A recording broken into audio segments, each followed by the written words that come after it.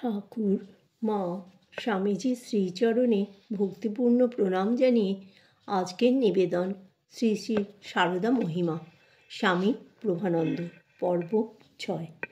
দেবদেবীর মাহাত্ম্যের উচ্চারণ, শ্রবণ, অর্থ অবধারণ, অনুসরণ ইত্যাদি সার্থকতা কী? ধর্মসাধন পথে এসবের প্রয়োজন কতটুকু? শ্রীমা সারদা ছোট্ট কথায় এ প্রশ্নের মীমাংসা করেছেন। তার ভাবনা অনুসরণ করে বলা যায়, ফুল নাড়াচাড়া করতে করতে তার গন্ধ ছড়িয়ে পড়ে, পাথরে চন্দন ঘষতে ঘষতে সুগন্ধ পাওয়া যায়। তেমনি মাহাত্ম্য নিয়ে নাড়াচাড়া করতে করতেই মাহাত্ম্যের ভাবনায় মন রাঙিয়ে ওঠে।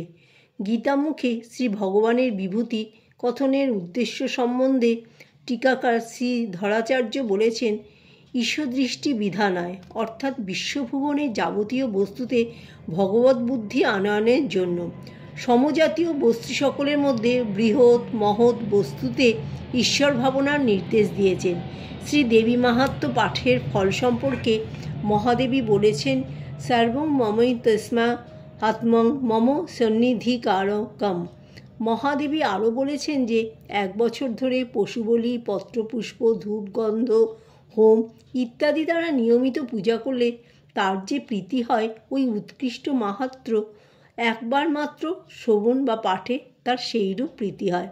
সর্বশাস্ত্রের সারমর্ম গীতা পাঠের ফলে পাঠকের দুর্লভ গতি হয়। মোদ্দা কথায় দেবদেবীর মাহাত্ম্য পাঠ বা শ্রবণের দ্বারা পাঠক বা শ্রোতার মন ক্রমে তদভিমুখীন হয়, তার পাদপদ্মে ভক্তি বিশ্বাস গভীরতর হয়। আরও ব্যাখ্যা করে বলা যেতে পারে যে আন্তরিকতা ও নিষ্ঠার সঙ্গে মাহাত্ম্য পাঠ, শ্রবণ, অনুচিন্তন ইত্যাদি ভাবের ঘরের দ্বার উন্মোচিত করতে সাহায্য করে। ক্রমে ভাবের ব্যাপ্তি ও গভীরতা বাড়ে, ভাব জমাট বাঁধে। ভাব মন্থন করে ওঠা মাখন সাধকের ভাবভক্তির পুষ্টি সাধন করে। মাহাত্ম্য শাস্ত্রের মধ্যে নাম মাহাত্ম্যের বিশেষ কদর। শাস্ত্র বলেন, নাম ও নামই অভিন্ন, যেমন বাগার্থ সম্পৃক্ত, অর্থাৎ যেমন বাক্যের সঙ্গে অর্থের সর্বদা সাযুজ্য রয়েছে। নাম ধরে ডাকলে নামের সাড়া পাওয়া যায়।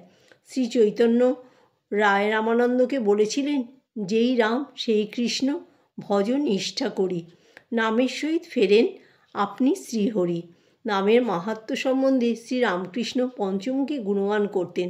কেশবচন্দ্রকে বলেছিলেন, মা বড় মধুর নাম, কিন্তু মধুর বলে জানলেই হবে না, সাদরে প্রাণ ভরে ডাকতে হবে সেই নাম। রামপ্রসাদের বাচন উদ্ধৃত করে তিনি বলতেন, ডাক দেখি মন ডাকার মতো কেমন শ্যামা থাকতে পারে। শ্রী রামকৃষ্ণ ভরসা দিয়ে আরও বলতেন, ঈশ্বরের নামের ভারী মাহাত্ম্য, শীঘ্র ফল না হতে পারে, কিন্তু কখনো না কখনো এর ফল হবেই হবে। একইভাবে অনুরণন শোনা যায় শ্রী সারদা দেবীর বাণীতে। তিনি বলতেন, যে তার নাম নেয় তার কোনো দুঃখ থাকে না। সেকলের পাপ ধরে ধরে এগুলে যেমন নদীগর্ভে নিমজ্জিত সিন্ধুকের সন্ধান পাওয়া যায়, তেমনি নাম ধরে আন্তরিকতার সঙ্গে অগ্রসর হলে হৃদসমুদ্রের অতলে নামের সন্ধান পাওয়া যায়। সার সিদ্ধান্ত এই যে রূপ, লীলা, বিলাস ও নাম সব কিছুই নামের লক্ষ্য অভিমুখীন। সাধকের অনুরাগ না থাকলে তিনি নামের মাহাত্ম্য অবধারণ করতে পারেন না। শ্রী রামকৃষ্ণ বলতেন, শুধু কাচের উপর ছবি থাকে না, কাছের পিঠে একটা কালি মাখিয়ে দেয়, তবে ছবি থাকে। যদি ভেতরে অনুরাগ ভক্তিরূপ কালি মাখানো থাকে, তবে সে কথাগুলি ধারণ হয়।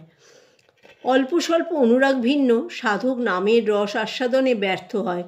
অপরদিকে নাম মাহাত্ম্যের পঠন, শ্রবণ, অনুসরণ সাধকের অনুরাগ বৃদ্ধি করে। নাম মাহাত্ম্যগুলিতে কোথাও কোথাও কিঞ্চিত কৃত্রিমতা থাকলেও ভাব ও ভাষার পারিপাট্যে এবং ভাবানুভূতির অন্তরঙ্গতায় এ সকল স্তব স্তুতি পাঠক শ্রোতার মন প্রবোধিত করে। এখানে শব্দরাশি যা অর্থ প্রকাশ করে তার তুলনায় দোতনা বহন করে অনেক বেশি। ভাবের ঐকান্তিকতা, হৃদয়বৃত্তির অকৃত্রিমতা, হৃদয় উচ্ছ্বাসের গাঢ়তা ও প্রকাশ রীতির সাবলীলতা লক্ষ্য করবার মতো। এখানে যুক্তি বিচারের স্থান নগণ্য।